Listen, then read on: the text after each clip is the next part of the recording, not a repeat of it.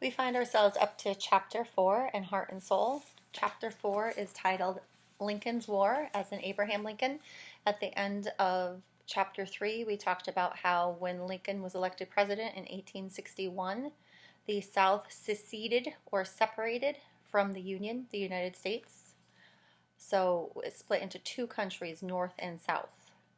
So North would be, say, from Maine to Maryland, if you're thinking that way.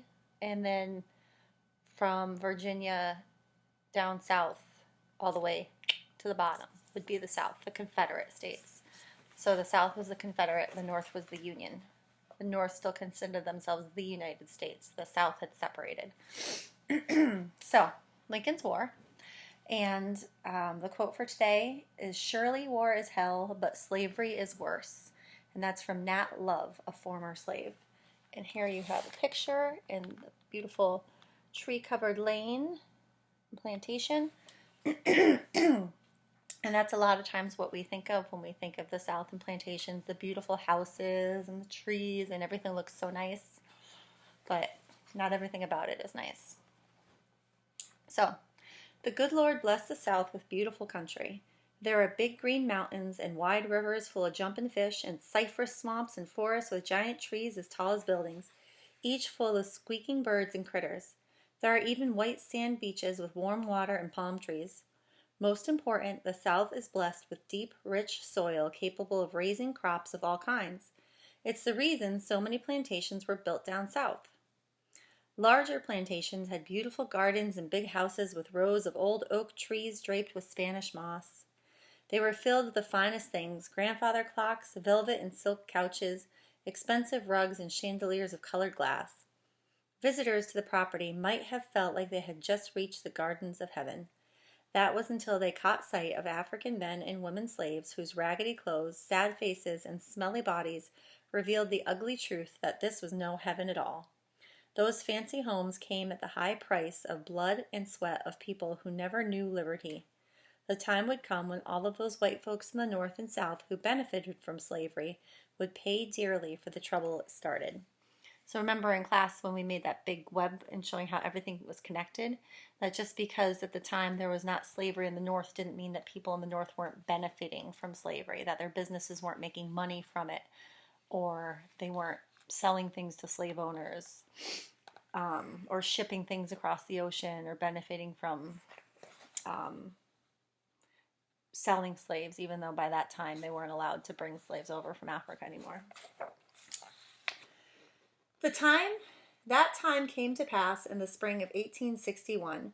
It was very tense after the South had left the Union. Most of the Union troops stationed in the South gave up their posts and went north, all but the ones who withdrew to Fort Sumter off the coast of South Carolina. Confederate rebel troops surrounded them and cut off all their supplies. Finally, early one morning, it reached the boiling point.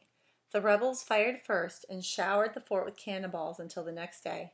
Surprisingly, no one was killed, but the fort took a beating and the Union troops surrendered. It was the start of the Civil War. So when the South separated, there were troops, United States troops, that were stationed all over in different forts. And so they had to pull those troops out. But Fort Sumter was in the water off of the coast of South Carolina. And so they retreated some of the troops to the fort. And basically there's an argument over whether or not they should be there. There was no fighting yet. Lincoln decided to send a supply ship to resupply the troops with food, provisions, whatever they needed. And the South saw that as an act of war and fired on the fort. And that's how the war officially started. This is,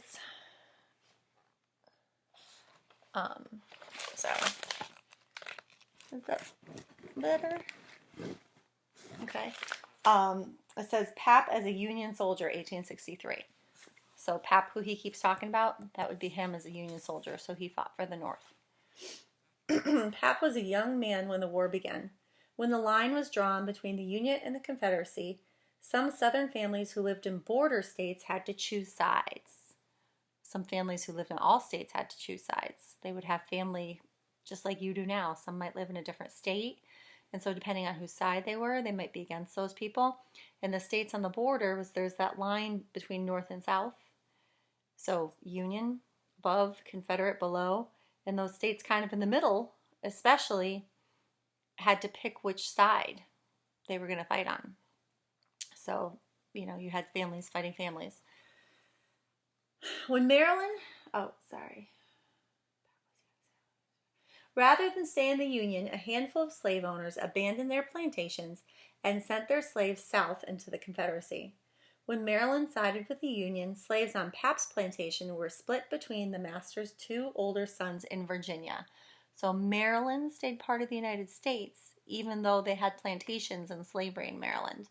So those states that split, there were still states in the United States, in the Union, that had slavery, but afraid that they were going to lose those states or slaves, and obviously realizing that slavery was part of the cause of the war, the chief cause of the war, they moved those slaves south, so that afraid that Lincoln would try to free them, which he eventually did, but that's a whole other story.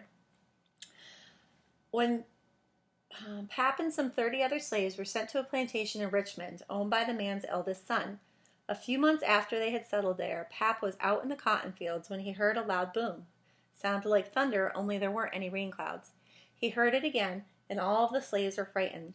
The overseer said it was the sound of cannons. "Just over that hill, the rebels are killing the Yankees for trying to steal our property," he said. "They're going to kill you too if they catch you." Pap wondered just what property the overseer was talking about.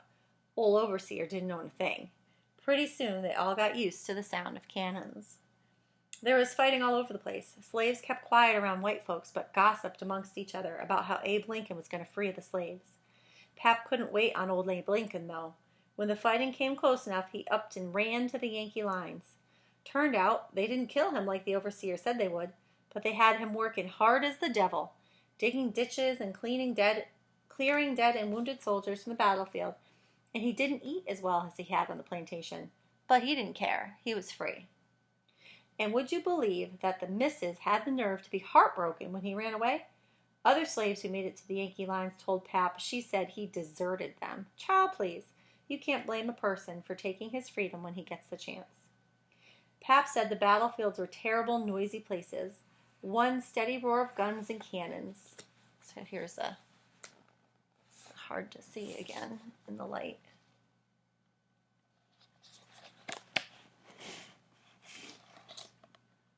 Oh, not the best light, but it's a picture of, it's dark, and you have black troops kind of charging up a hill, and then you have the Confederate cannon here firing down on them. Okay, and that's Fort Wagner in South Carolina, and that battle. There's a movie, Glory, which is old, but it's fabulous. You probably watch it with your parents.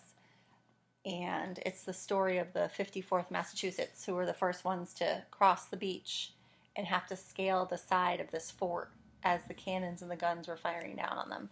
And basically, they got destroyed. So, it says, Pap said the battlefields are terrible, noisy places, one steady roar of guns and cannons. The windows in towns nearby were all broken from the shaking of the cannon blasts. On the ground, men were scattered around everywhere, dead or wounded, some cussing and some praying, some moaning and crying for water and God Almighty. Black folks weren't allowed to fight in the early part of the war, only bury dead soldiers or build army camps, but they longed to be in the fight more than anything. They knew that if the South had its way, there'd be slaves from Canada to Florida. Frederick Douglass published anti-slavery appeals to the president in his newspaper and even met with him in person to convince him that it was time to put black folks in the war. Lincoln wasn't so sure about it. And he was slow, honey, slow as molasses to make up his mind. It took some doing, but in July of 1862, he finally agreed and allowed black folks in the army, although they had to wait until the year was out to join the black-only regiments and were paid less than white soldiers. Pap got his chance to fight, too, and joined these boys who tried to take Fort Wagner in South Carolina. The good Lord must have been with him, because somehow he got through the battle without a scrape. The army was good for putting black soldiers in all kinds of dangerous situations that they had no business being in. But they fought anyway and earned the respect of their fellow soldiers. Black folks everywhere were proud of them. And then this is a picture of Abraham Lincoln. Not long after that, Lincoln set the slaves free. Well, most of them. He had heard that slaves were forced to help the South stay in the war by building their camps and digging trenches. If Lincoln freed the slaves, he would force the rebels to have to do all the work themselves and cripple their numbers on the battlefield. So he set free all of the slaves in rebel states by issuing his Emancipation Proclamation, even though the Confederacy didn't recognize the power of the President of the Union. The proclamation didn't apply to some border states, though, because they weren't part of the Confederacy. So he freed the slaves in the states that were fighting against the Union, because he still considered them part of the United States.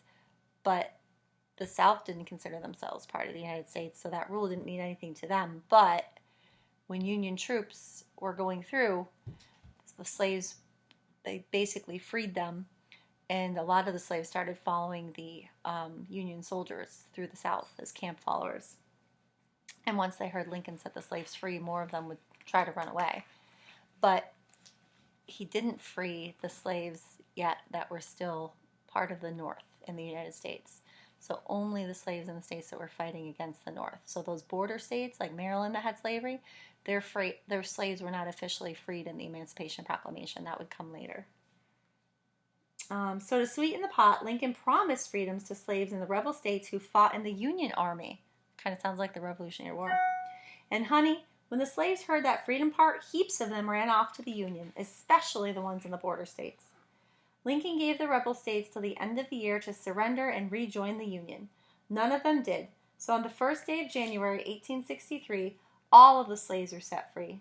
Lord have mercy and hallelujah. It was a day that many folks thought would never come. Picture of a quilt. It says Freedom Quilt is the title of the picture. The war was over about 2 years later. The papers said that the black soldiers made all the difference in the war, helping finish off the rebels about a year early. Pap returned to his old plantation with 2 white soldiers to tell all the slaves they were free. "Men's and women's," he told them, "you are today as free as white folks. You are free to do as you like, 'cause Abraham Lincoln done declared that you are." Pap saw his old master standing on the porch looking mighty sad. He went over to him and said in a very low voice, "Bottom rail on top now, sir." There was a lot of excitement among the slaves. There was rejoicing and singing. They danced and had a big jamboree. Some of them looked puzzled, not sure what to do. Some folks upped and left right away, wandering between plantations looking for lost relatives and loved ones. Most folks stayed put until they could figure out what to do with their newfound freedom.